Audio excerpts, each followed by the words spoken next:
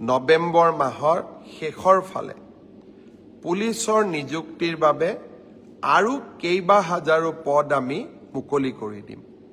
আজি যিসকলে পুলিচত চাকৰি মই অনুৰোধ কৰিম নৱেম্বৰত আপোনালোকে আকৌ আবেদন কৰিব, যাতে আপোনালোকৰ আশাবিলাক আমি বাস্তৱত ৰূপায়ণ কৰিব পাৰোঁ। প্ৰাথমিক শিক্ষাৰো 5,000 পদৰ নিযুক্তিৰ প্ৰক্ৰিয়া সম্পূৰ্ণ হৈ যোৱাৰ লগে লগে বাকী থকা 4,000 পদৰো নিযুক্তিৰ প্ৰক্ৰিয়া আমি আৰম্ভ কৰিম।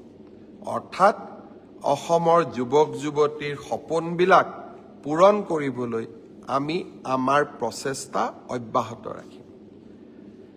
ইয়াৰ মাজতে আজি ৰাতিপুৱা আমি এটা সুন্দৰ নতুন আঁচনি আৰম্ভ কৰিছোঁ। আঁচনিটোৰ নাম হ'ল CM ফ্লাইট।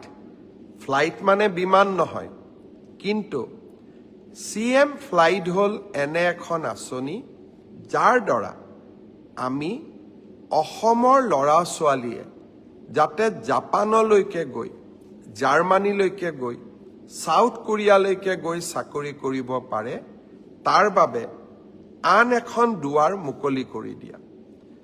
এডভান্টেজ অসম দ্বিতীয়ৰ সময়ত জাপানৰ লগত আমি এখন বুজাবুজি চুক্তি স্বাক্ষৰ কৰিছিলোঁ। উদ্দেশ্য আছিল অসমৰ 50,000 ল'ৰা ছোৱালীক আমি জাপানত নিযুক্তি দিয়া, কৰ্ম সংস্থাপন দিয়া। জাপানত এটা চাকৰিত, সাধাৰণ চাকৰি, ড্ৰাইভাৰ হ'ব পাৰে, নাৰ্ছিং কেয়াৰ হ'ব পাৰে, অফিচত কাম কৰিবলৈ কম্পিউটাৰ অপাৰেটৰ হ'ব পাৰে, বা ছফ্টৱেৰত কাম কৰা আমাৰ ডেকা ল'ৰা ছোৱালী হ'ব পাৰে। তেওঁলোকে তেওঁলোকৰ মাহিলী দৰমহা হ'ল 2 লাখ টকা। আৰু এই 2 লাখ টকা দৰমহা দিব পৰা 50,000 ল'ৰা ছোৱালী জাপান চৰকাৰে অসমৰ পৰা লৈ যাব বিচাৰে।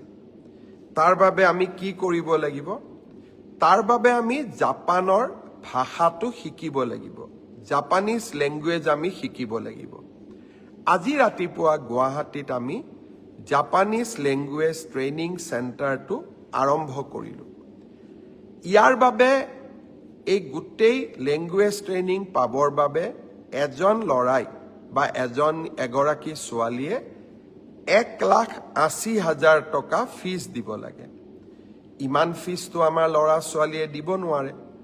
তাৰ কাৰণে আমি সিদ্ধান্ত লৈছোঁ যে 1,80,000 টকাৰ 1 লাখ টকা ৰাজ্য চৰকাৰে দিব। জাপান চৰকাৰেও 50,000 টকা দিব। তাৰ মানে নিবনুৱা যুৱক যুৱতীগৰাকীয়ে কিমান দিব লাগিব? মাত্ৰ 30,000 টকা দিব লাগিব।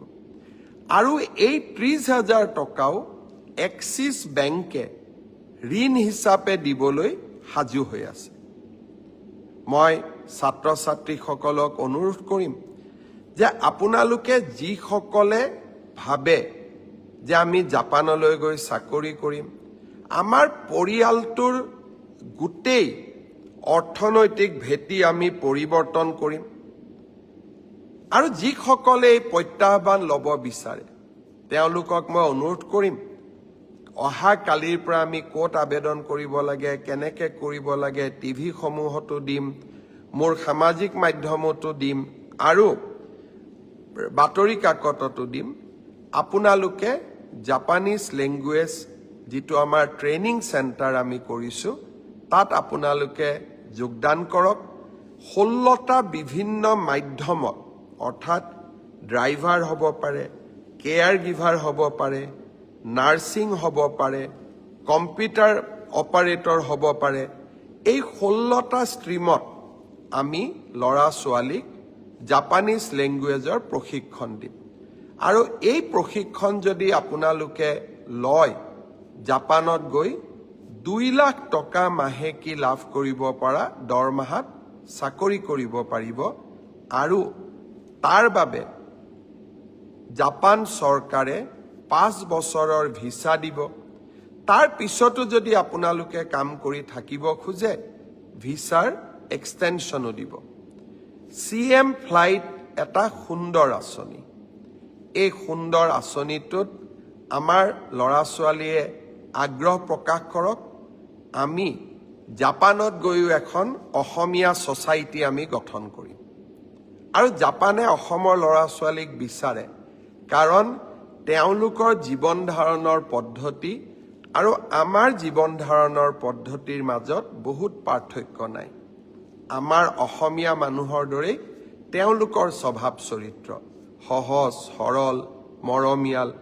জাপানৰ লোকসকলৰো চৰিত্ৰ তেনেকুৱাই।